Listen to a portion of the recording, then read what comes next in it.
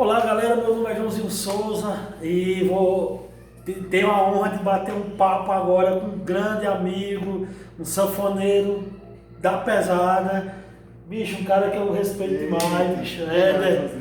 O sobrenome, como é que você gosta de ser chamado? Oliveira. Éder Oliveira, ó, nome de artista, é um cara fantástico e além de um grande sanfoneiro, né, professor de escola, da Escola Mestre Dominguinhos, né? Pioneiro, né, aqui, né? Uma escola pioneira de sanfona mesmo, específica. Trabalha com áudio também, né? Vendendo, né, esse áudio para a igreja, para sonorização, para tudo. Certo? Galera da Sumax aí, pesada, do Mestre Seu Antônio, cara fantástico. Éder, bicho, uma honra ter você aqui na nossa escola. Eita, Joãozinho, a honra é toda minha, viu? Honra a satisfação, porque assim, eu sei que teu canal tá crescendo. E quando a gente tá falando aqui nesse canal, eu tô falando para muitas pessoas, né? E falando do que a gente gosta, que é música. Exatamente. Aí pra mim a honra é muito grande. Eu quero saber como foi que você entrou nesse universo, assim, o que despertou em você, né, a música em si, e tu também é tecladista. Rapaz, eu digo que eu sou sanfoneiro que toca teclado também de vez em quando. Sabe porque eu tava conversando com batera, tuta, Cissão, grandão, 2 metros de altura. Ele disse, meu irmão, ainda tocando teclado é bom demais, bicho. É umas harmonias bonitas da terra.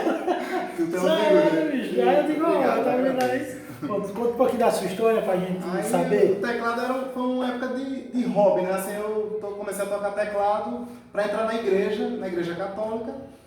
Mas depois que eu ganhei o terreno ali, que cativei o pessoal, aí disse, olha, eu vou tocar sanfona, que é meu instrumento de verdade. Então foi primeiro sanfona para depois o teclado. Não, primeiro exato. Foi primeiro sanfona, eu vou falar um pouquinho de onde tudo começou. Exatamente, né? é isso. Mas essa história da igreja foi no meio da história. Pronto, depois bora lá, esteja à vontade. É o seguinte, quando eu era criança, meu pai sempre gostou de sanfona e de outros instrumentos também. Aí eu fui criado no meio de um monte de instrumento. Legal. Instrumentos assim, de brinquedo, tinha tambor, panderola, tinha aquelas gaitinhas de boca, mas não tinha sanfona. Tá vendo? Aí o que acontece?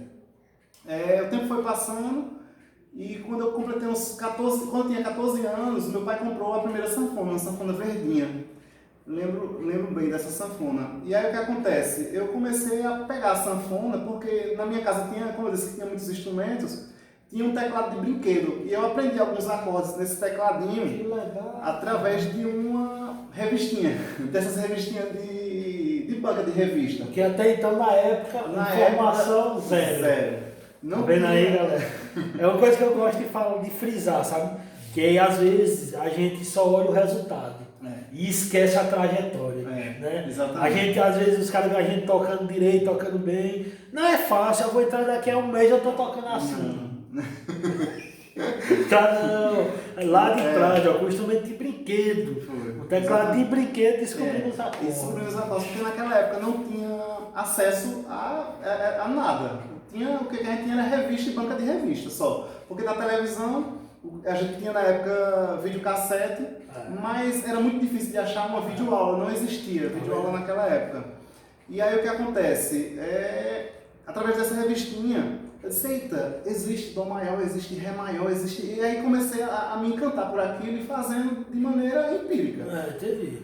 E aí o que acontece? O tempo foi passando e com essa sanfona, o que eu aprendi no tecladinho eu passei para a sanfona. E aí meu pai, vendo que eu estava evoluindo na sanfona, contratou um professor particular. Na época, Zezinho Barros. Tocava muito pé de serra. Na época, era um sanfoneiro de pé de serra. E aí eu gostava muito de pé de serra. Zezinho Barros é pai de Zirano, não? Exatamente. Que legal, bicho. Pai de Zirano, grande Zirano, sanfoneiro top. Olha, bicho, tá vendo que bom, essa entrevista é bom por isso, né? Aí o que acontece? Aí eu aprendi a tocar umas marchinhas juninas com o seu Zezinho, né? E aí, pai se empolgou. E a gente tinha um sítio em Quipapá, e pai foi criado nessa cultura de fogueira, São João, festa junina, aquela coisa Luiz Gonzaga, né? Luiz Gonzaga na veia. Meu Deus. E aí, E aí o que acontece? A gente escutava naquelas fitinhas de som. Aquelas Cassete, né? Muita gente não sabe o que é. Muita gente sabe o que é. E aí escutava Luiz Gonzaga, aquela coisa toda. E quando o pai viu que eu tava pegando umas marchinhas juninas, aí disse, eita, vamos fazer uma quadrilha no sítio. Aí marcou um forró, né? Meu primeiro forró, foi no sítio. Aí chamou uns abumbeiros de lá, da região, um triangueiro de lá também, e eu fui, todos meio com os dedos duros, sabe? Aquela coisa, mas com muita coragem e muita vontade. Eu sempre tive muita vontade e coragem. Porque eu vejo assim, algumas pessoas não têm coragem de enfrentar. Diz assim, eu só vou enfrentar quando eu estiver pronto. Mas não vai estar pronto nunca. Né? Bicho, engraçado como os papos batem, né? Hoje eu conversei com o Bruno, mesma ideia. Banca de revista que não tinha informação. Exatamente. Internet. E olha que a gente, assim, a gente é uma geração de... Tá com quantos anos você hoje? 37. 37, bate, né? Eu tô com 40, bate. Bate. Imagina os caras lá de trás. Porque a gente, assim, eu aprendi nos anos 90, eu diria assim, foi anos 90 eu tava internet aqui, nem pensar, né? Celular não existia também. Lembro-me quando surgiu, e olha que eu não sou tão antigo assim, né? Eu só esse cara é muito velho, porque também lembra que a gente é do interior de Pernambuco, também, né? E aí eu me lembro quando eu vi o primeiro CD. E aí eu já tocava, assim, já brincava, né? Não tocava profissionalmente, só fazia brincar mesmo. E aí a gente escutava nessa circunstância, né? E aí o que acontece? Mas a seleção vai depois. Né? Vai contando aí essa história. Aí pronto, aí pai não fez esse forró no sítio, chamou, né? Aí o que acontece? Eu não conhecia até então como era o forró no sítio mesmo. Porque meu pai veio do sítio, mas ele criou a gente na cidade com um bom colégio, uma educação assim diferenciada da que ele teve nesse sentido. Mas a cultura ele quis preservar. Com certeza. E aí a gente foi pro sítio, eu fui pro sítio tocar, e aí eu vi aquele chão cheio de eucalipto. Eu disse, pai, por que o chão tá cheio de folha de eucalipto? Ele disse, é porque aqui no sítio o pessoal quando começa a dançar, aí começa a esfregar o pé no chão e sobe aquele cheiro bom. Aí eu disse, eita! E aí eu comecei a tocar, eu ainda me lembro das músicas que eu tocava. Era... ontem eu sonhei que estava em estou dançando, aquele tipo de música machinha. E uma coisa que me marcou muito foi quando eu toquei aquela música Ai, que saudade que eu tenho das noites de São João. E quando eu comecei a tocar isso, uma senhora começou a chorar. Aí eu disse, e meu avô chegou na hora também, né? E aí ela começou assim a lembrar da época dela e eu disse, mas rapaz, o som que eu tô tirando na sanfona tá fazendo uma pessoa chorar. Aí foi que me encantou mais ainda, sabe? Porque eu disse, eu não tô tocando por tocar. Eu tô tocando com a alma mesmo. Por mais que meus dedos estão durinhos aqui, mas assim, o importante foi a mensagem que eu consegui transmitir. E aí eu lembro até que meu avô falou pro meu pai, senta, as músicas são boas, mas ele tá com o dedo meio durinho ainda, né? Foi uma crítica do meu avô. E Deus o tem, que eu agradeço muito essa crítica, porque eu sabia que eu não tava assim, pronto ainda. E aí eu fui, através dessas críticas, evoluindo. E isso é bom, bicho, porque geralmente a família tem aquela ideia de proteção e que você é o melhor do mundo. Exatamente. Né? Isso aí um negócio desse, acaba já diz, olha, a verdade está aqui. Exatamente. Isso é importante. Até porque meu avô, assim, criou meu pai na cultura, na raiz mesmo, e tinha muito sanfoneiro bom naquela época, assim, na região, os sanfoneiros que aprendiam de maneira empírica mesmo, não tinha nem fita naquela época, né? Na minha época ainda tinha fita, e na época deles... Incrível. Aí o que acontece? O tempo foi passando, e aí eu em casa brincando, de vez em quando, aí esses forrós no sítio aconteceram algumas vezes, né? Algumas vezes. E tinha uma banda aqui na cidade que tomou conhecimento de mim e me chamou. Aí eu disse, isso na época eu tinha 16 anos. Certo? 2 anos da pena, né? Exatamente.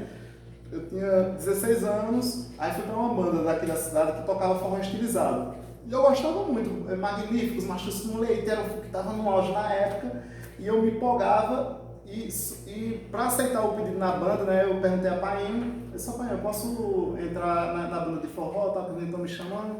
Aí só ele, tenha cuidado com bebida, ele sempre deu muito cuidado comigo em relação à bebida, sabe? Muito importante. Porque o que acontece? Nesse meio musical tem de tudo, né? Tem desde pessoas boa, top de linha, também tem gente como em todo lugar. Exatamente. E ele sempre foi muito cauteloso em relação a isso. Eu disse, não, eu prometo que eu não vou fazer besteira. E aí fui, né? E aprendi muito com os meninos da banda, com o guitarrista, o Otacílio, me passou muitas dicas assim de acorde. Era na guitarra, mas até o violão só. E aí fui aprendendo e fui evoluindo. E tem coisa que tem só no palco ensaiando, né? É diferente demais. Tem coisa que teoria... universidade, nada dá, vivência, né? Exatamente, é vivência. Até porque sanfona, eu acredito que os outros instrumentos também, mas assim, a prática, especificamente da sanfona, o fole, ele vai muito do que você está sentindo. Se você toca uma música morgado, com fole morto, a música não vai sair. Mas você aplica a teoria certinha ali, mas se o fole não está com vida, não presta. Acontece. Da mesma maneira, pode juntar os dois, né? Se você tiver teoria e prática, perfeito. Né? Mas eu digo que o maior recurso que um músico pode ter é a expressão da vivência, né? O que ele aprende na vida para passar para o instrumento. E até, às vezes, tem até uma certa briga, né, entre, às vezes, os caras muito técnicos com os caras que não são tão técnicos, mas tocam com emoção. Exatamente. Né? Não, bicho, importa ter a emoção. Né? Vai juntando os dois, aí fica... Com certeza. Eu digo ainda o seguinte, se você tiver de escolher um dos dois, ou a emoção ou a técnica, todo mundo sabe, é a emoção. Né? É a emoção. E o cara, né, ainda aprendendo a tocar, quando tocou com uma verdade tão grande que a senhorinha lembrou. Com certeza, pronto. É a verdade. Exatamente. Né? A verdade do que você tá tocando ali. E, assim, pra mim foi muito importante.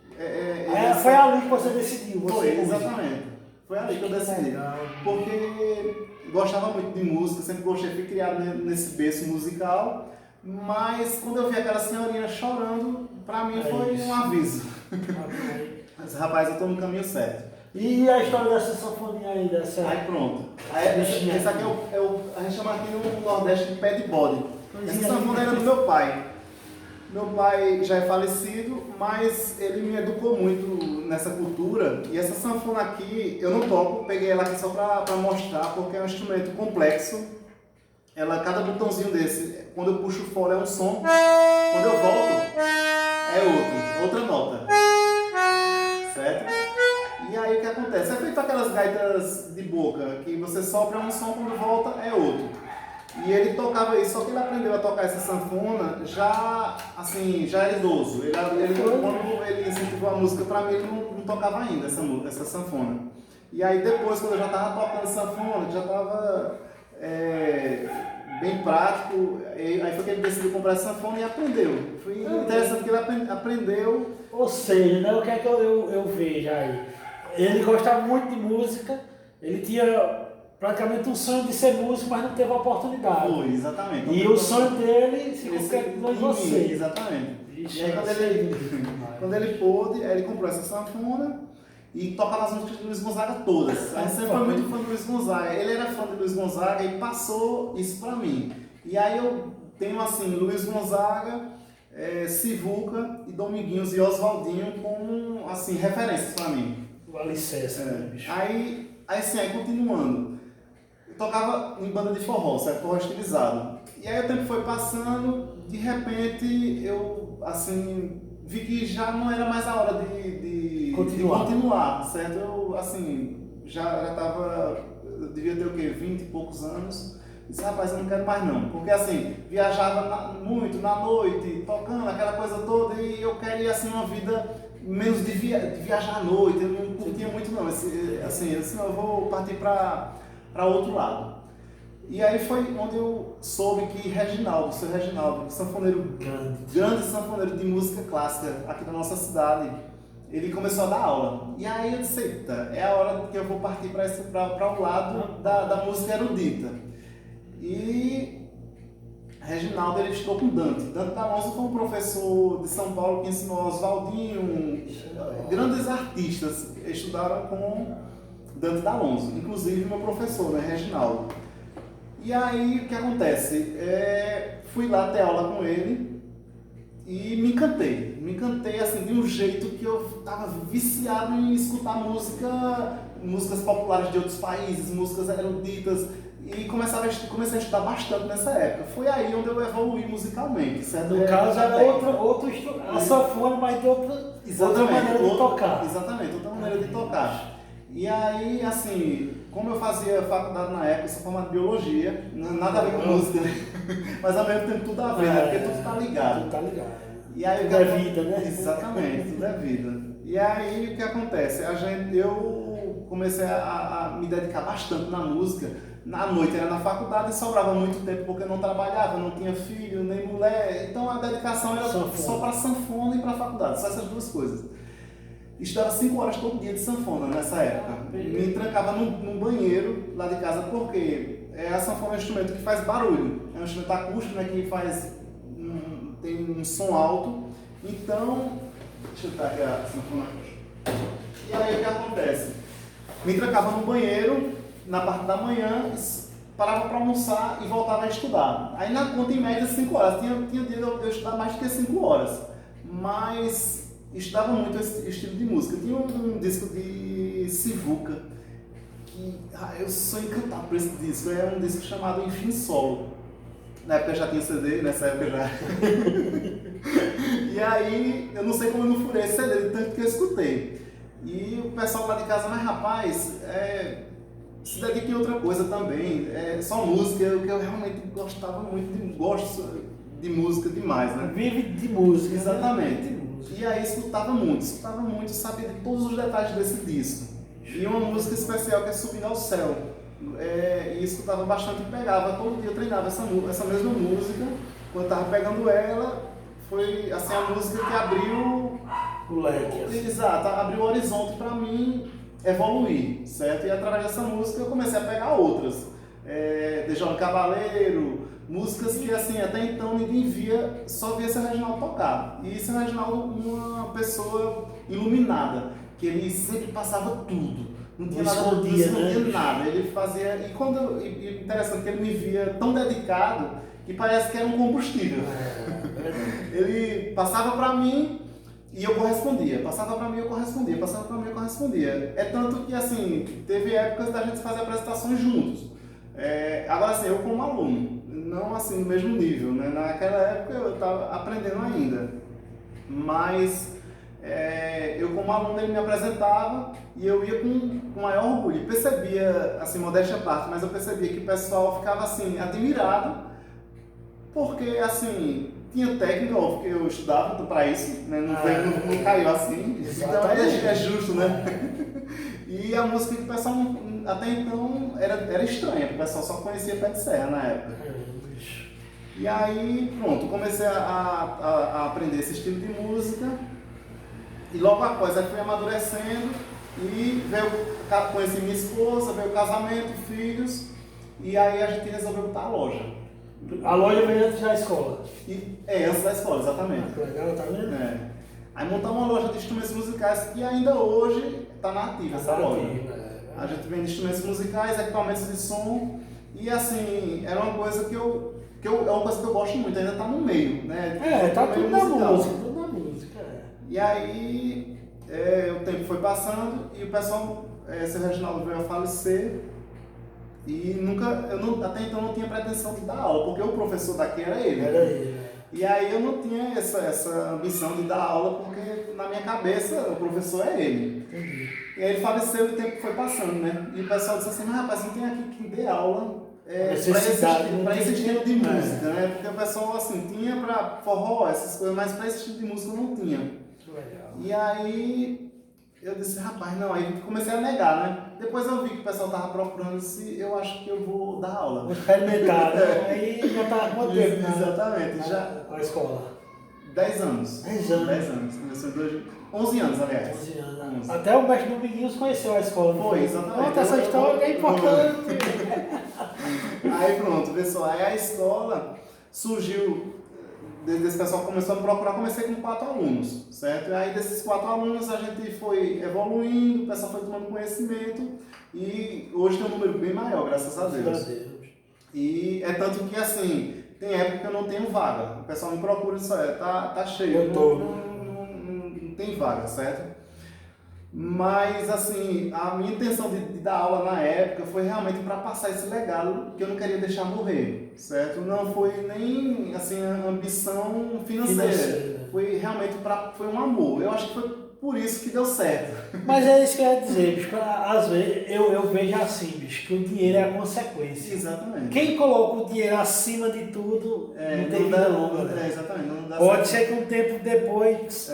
O dinheiro é a consequência do que você faz com amor mesmo. Porque é muito bom quando você dá aula que o aluno vê a verdade de você, bicho. Vê que além do dinheiro que ele paga, entendeu? E quanto você corrige, bicho, não é assim não, bicho.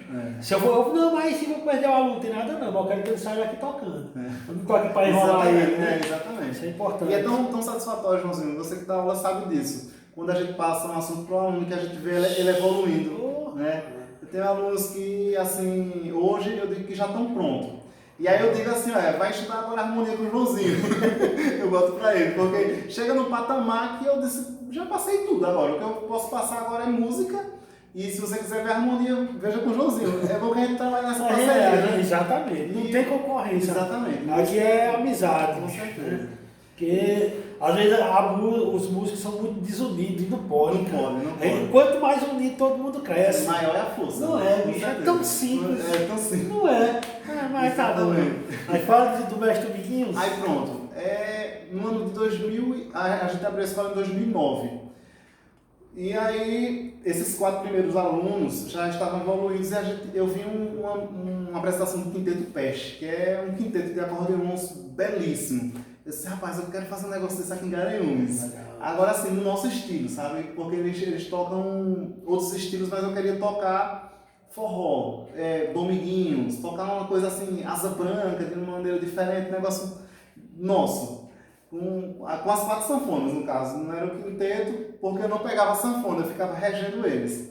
E aí os outros alunos foram se encantando e foram da escola, falaram, eu vou estudar um pouquinho mais para entrar, vamos estudar. E foi um incentivo para o menino ir entrando, certo? Na orquestra.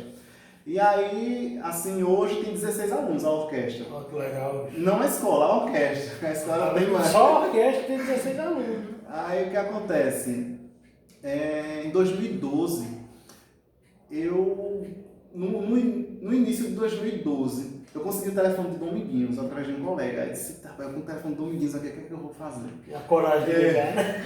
Aí eu fui pra Caruaru, pra um evento lá em Caruaru, e ele ia tocar nesse evento. Eu disse que eu vou ligar pra ele, pra dizer que tem a escola, só pra falar besteira mesmo. Aí liguei, só fez chamar, né? Aí eu disse, não, só fez chamar porque é Dominguinhos, né? Então ele não tá com tempo de atender, esse telefone deve ser da produção dele, alguma coisa assim. E aí o tempo passou, eu fui lá, curti forró, fui com minha esposa, a gente dançou, aquela coisa toda. E aí quando foi, tipo uns 2 meses depois, eu tava na loja e aí o telefone toca. Quando eu olho, Dominguinhos, eu disse, caramba. Aí eu comecei a tremer, meu coração, eu disse, eita, poxa, eu sentar logo.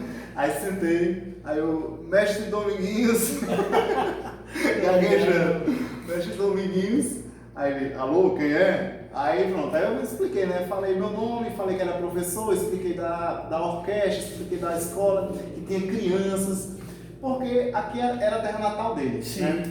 E aí eu percebi que ele ficou encantado também pelo seguinte, porque era da terra dele uma escola com uma quantidade significativa de alunos. Sanfona, o instrumento dele. Exatamente. E crianças tocando. Aí eu fui ousado, sabe? Eu disse, mestre, eu quero fazer uma pergunta ao senhor. Será que o senhor poderia apadrinhar a nossa escola e a nossa orquestra? Aí como? Com o nome do senhor, eu só queria o nome. Porque a gente era Orquestra Garanhuns, Escola Garanhuns, tinha o nome da cidade. E aí ele disse, claro que sim. Aí a gente passou a ser chamado. Eu fui ousado e colhi um resultado bom com essa ousadia, sabe? Ele disse, claro que pode. E aí a gente aproveitou e junto com o pessoal da CDL, a gente fez uma solenidade, porque ele ia tocar no Festival de Inverno desse mesmo ano aqui, em 2012. E aí ele veio, e aí eu levei a orquestra, e a gente aproveitou essa solenidade para oficializar o nome da escola e da orquestra com o nome dele. E aí foi filmado, um monte de gente, foi um evento assim fantástico. O mais importante é ele vida.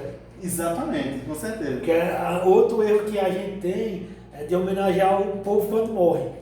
O cara nem sabe, não né? sabe. Você em vida, bicho, olha a emoção que ele teve, oxe. né, bicho? Aí o que acontece? E parece que foi uma coisa, viu? Porque um ano depois ele morreu, em 2013. E, assim, pra gente foi divino, foi divino. O fato dele ter vindo, apadrinhar, deu conselho pro menino, ele disse assim, olha, toque sentado, não toque em pé não, por conta da coluna. Porque esse instrumento aqui, esse meu instrumento, ele tem 10 quilos e algumas gramas. Tem instrumento que chega a 14 quilos. Então você já imaginou você tocar um forró todinho em pé? Eu já toquei 5 horas de forró em pé. Eu era moleque, eu tinha 19 anos, sei lá. Mesmo assim, o cara né, cansado. E cansa, e bem antigamente o sanfoneiro virava à noite. Mas hoje em dia a gente tem um pouco mais de consciência em relação a isso. Se for tocar em pé, é 1, 2, 3 músicas no máximo. O resto é sentado. Bicho, Éder, pra mim foi uma grande alegria recebê-lo aqui. Né? Dá vontade de ficar conversando mais. Eu vou fazer uma entrevista 2. Bicho, obrigado mesmo. Que vida longa a sanfona, vida longa a Escola Mestre Dominguinhos. Né? Que Deus abençoe muito vocês e que Amém. o legado de vocês seja eterno. Tá Já bem. tem uma filha que canta, Que toca, né? Que Maria, toca sanfona. Né? inclusive ela estuda aqui. Estuda canto com a gente. Estuda... Chegou um menino também, né? Quem sabe vai ser o Luiz Antônio, né? sanfoneiro pesado. E Joãozinho, o pessoal, Joãozinho já foi meu professor também, viu? Ensinando a harmonia, porque chega uma época que a gente tem que aprender, evoluir, né? Então, esse cara tem muito a me ensinar. Aí eu tive aula com ele, minha filha tem aula com a esposa dele, e meu pichote vai ter aula comigo também. Galera, brigadão. Fiquem ligados, essa entrevista tá incrível. Valeu, pessoal. Obrigado, viu? Até mais.